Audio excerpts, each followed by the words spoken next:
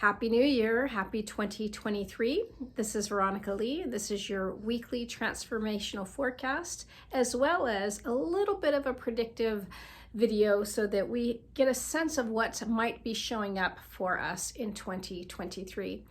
I typically do not do predictions. Even when I do my readings, for example, I will often see patterns, see tendencies, see things that are probably going to show up, and I'll get a sense of strength of, yes, this is really showing up, this feels really good. And other times it feels more vague and unpredictable, right? In this vein, I'm offering the energies that I see happening for 2023, but this is not to replace your choices, your empowerment. In fact, the only reason I offer any kind of sense of direction or, let's say, prediction is to offer a sense of security and a sense of what to expect and where your choices can support you in your empowerment. I'm always about empowerment and choice and free will. So let's start with this particular week. This particular week feels obviously a little refreshing. First of all, I will say I was sick last week. I didn't do the weekly video the day after Christmas because I got very sick the day after Christmas. And I typically keep a temperature less than 98, and so I guess I'm not normal. And I ended up going up to almost 103, and it just wouldn't let go for a few days. And I finally broke the fever yesterday, day before. Anyway, so feeling much better, but still not 100%.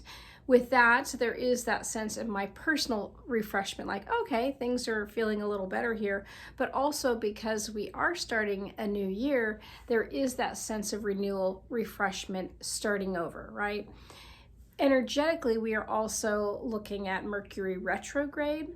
Mercury retrograde can affect and impact any types of communication, oftentimes, computers, cars, transportation, things that you're trying to get in motion, and there may feel like there's a pushback. It's oftentimes a place that they say it's not best to, let's say, sign contracts and such, but again, just feel it as you will, feel into it how works for you. Don't get too superstitious over it. And at the same time, just recognize that Mercury does go direct again, and you don't need to stress about not doing certain things. The other thing energetically is I do see a lot of breakthroughs, a lot of again, it's sort of that new year refreshment, but it's as if 2022 was pushing back on us a tad, and now we're like, oh, we're breaking out of that, yay. And because we're barely out of the gate, there is going to be that sense of a delay, and also the Mercury retrograde piece brings that sense of delay and pushing back. In terms of looking forward for a predictive picture, what I'm seeing is that the first few months feel sort of smooth sailing with some edges and some bumps in the road, right? In other words, it feels generally pretty good. We're getting off to a nice start. Some breakthroughs happening, some movement, some yay, finally things are getting going. And at the same time, it doesn't mean that there won't be bumps in the road or little edges that we have to kind of pay attention to, staying within this framework of a journey, right? It's a matter of how are we perceiving it as well as how are we preparing for it. So for some people, it could be, oh, the road's not smooth and freaking out. Others are going, oh, I like the little bit of a bump in the road, right? And at the same time, how prepared are you? Did you bring snacks? Did you go to the bathroom before you left the house, right? So those are the types of things to observe whenever we approach something, is how prepared am I and what is my perspective? Obviously, we can't be prepared for everything. And what I do see is that to not be in any kind of panic mode, but to recognize sort of the larger net of preparedness. So for example, have some savings. Have extra food, and I don't mean stockpile. I just mean, for example, it'll snow at my house occasionally, and I'll suddenly go, oh, it's snowing tomorrow. I didn't go to the grocery store and I don't have any cans of chicken soup, which are so easy to warm up on a propane stove when my power goes out and it's snowing and I can't leave my driveway, let's say. So it's that general sense of preparedness, not this panic sense of preparedness. The other preparedness is what I want to call a mental emotional preparedness. Part of what I see happening with 2023 is a lot of breakthroughs, but what's going to feel like some setbacks based on those breakthroughs. So it's almost like that 2 steps forward, 1 step back. It may not be quite so severe, but there will be this movement of forward. And anytime we hit up against an old trigger, a trauma, something that we are trying to release, it will likely be shaken a bit and make us feel like we've been set back. But really it's based on our own sort of, I wouldn't call them issues, but our trigger points and our trauma and the things that we've been really trying to clear for quite a while in our system. And it's not fully resolved, and therefore it can sort of like catch, right? It's like a little edge of the rug that you trip over every once in a while. It's like that rug's been there, but for whatever reason, you find yourself tripping on it sometimes.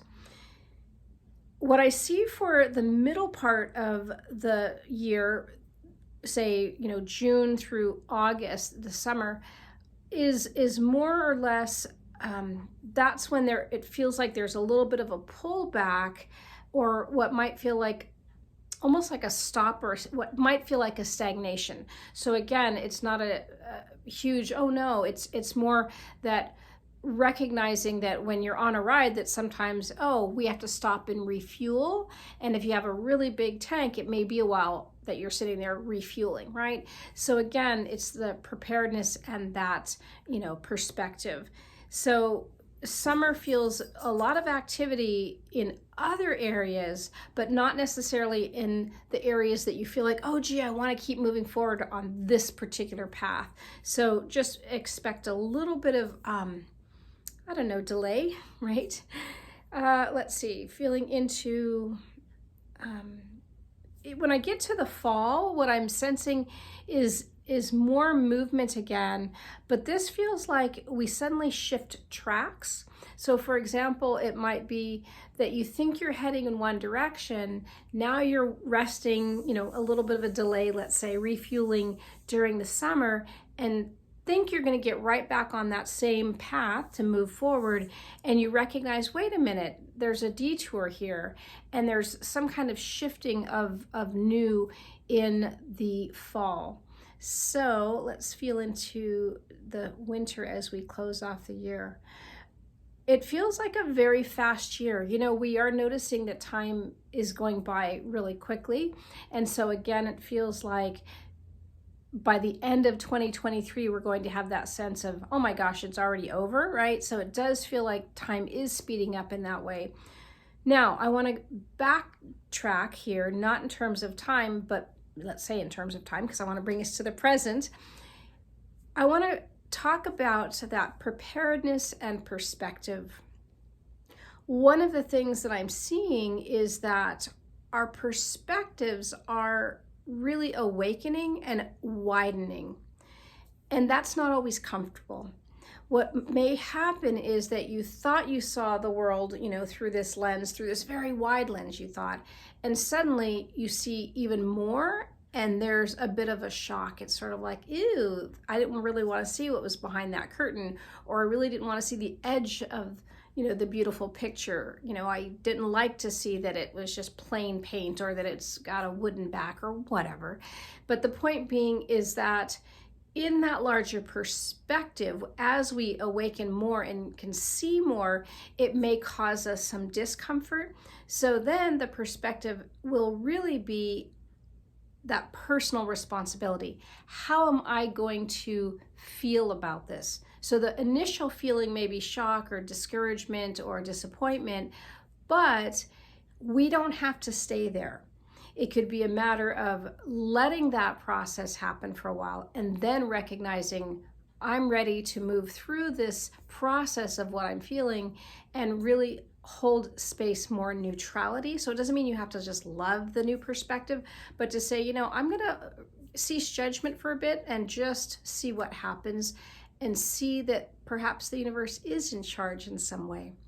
And then the last piece around preparedness, what I want to speak to is that the more we expand, the more it is going to take, I won't say its toll, but there will be a sense of growth and expansion within the physical body, but that can feel a little bit straining or taxing if we're tired or if we aren't prepared, so not fueled enough, not, replenished enough in some way. So sleep, good food, that really grounds you, that keeps you anchored, as well as, some kind of meditative, yogic, spiritual, heart-opening practice. So again, it's just this sort of time that says, I need this special time for me, whatever that is for you. It could be art, it could be working in your garden, whatever that is, that just lets you unplug and really take in the beauty and the simplicity and the nothingness.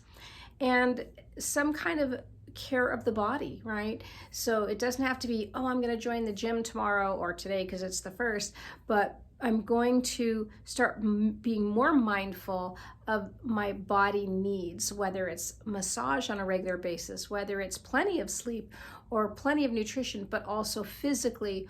Does it need touch? Does it need movement? Does it need, some sort of change that it's asking for? And really being mindful about that. So with that, Happy New Year, and we will see you every Sunday. I'm changing my weekly transformational forecasts to being released from Monday to being released on Sundays instead. So look for that. And always feel free to subscribe to my channel. Yeah. All right. Happy New Year.